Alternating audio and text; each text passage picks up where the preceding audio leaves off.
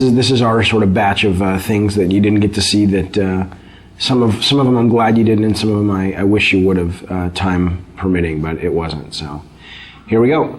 Okay, now this is actually this. Now this wasn't a deleted level. This was the prototype that the team put together. I don't even know what the date on this is, but 3 years ago, and it was really just to get the basic mechanics, not even tuned or anything, but you could run, you could swim, you could swing, and if you look at this level a little bit, you'll see we certainly didn't reuse any of the main art, but you'll see kind of like that shot there is sort of the precursor to some of the shots we have in the game.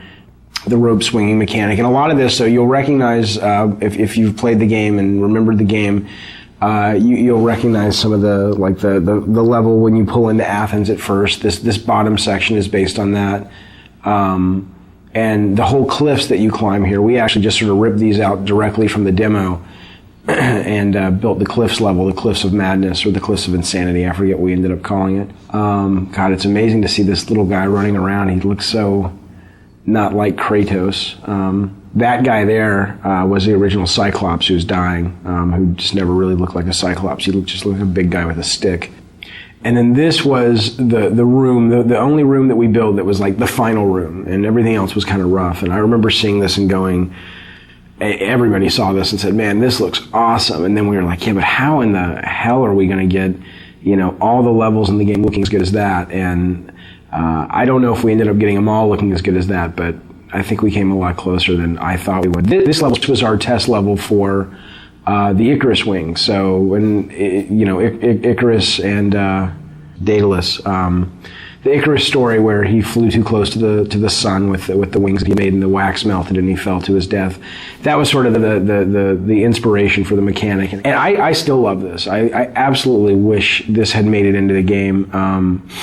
We just, it really came down to time and going, you know what, let's focus, let's get our fighting really good, and let's get our platforming better, and let's get our puzzles working, and maybe we can come back to this. And as is often the case, you just never have the chance to. So I'd love to see something like this, in future God of War titles, because I think it's a great, it's just fun. I mean, it's fun to fly around. And what was cool about this is it wasn't just flying level. It was, you could land and you could walk around, and it was a seamless experience versus, now it's time for the flying level. So that was pretty cool.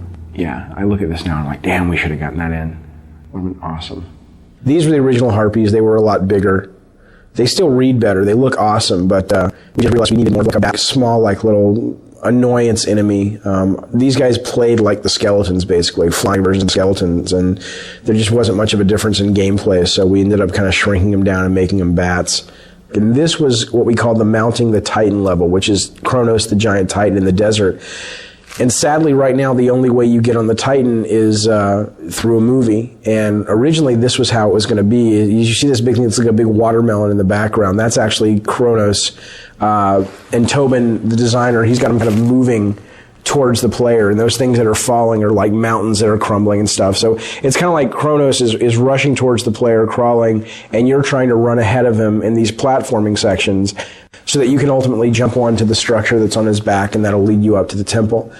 And I still love that idea. I really, really wish we could have done it. And it was just, we showed this to the tech guys, and we showed it to the artists, and they were just like, dude, that's going to take forever.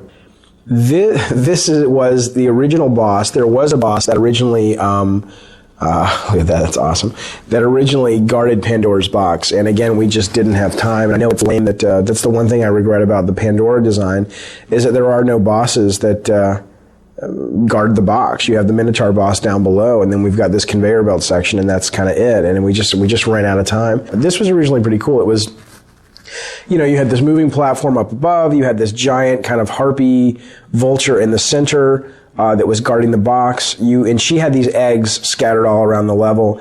And in order to sort of entice her to fly around, you'd have to go find her eggs and break the eggs. And you'd kind of take the little baby birds inside, and you'd kind of carry them around and use them as bait. And again, not only was it kind of a cool mechanic, because you were slower as you carried these things around, but also I think it really helped with the character of Kratos. I mean, here he is, cracking open eggs and ripping out little infant birds and using them for his own his own desires in really pissing off this mama bird, I thought was pretty cool. So here's just another quick idea. These are just almost like little sketches for levels, where you have a big open environment and then you've got the walls come down and it becomes a maze, and you either do something and the walls come back up, or it's on a timer. I mean, we did tons of these things, where I'd have an idea or a designer would have an idea and it was like, try something like this. So this level is actually a level that we went so far as that we showed the press, we got it in magazines, and this was really a hard cut for us to make, and especially for me to make.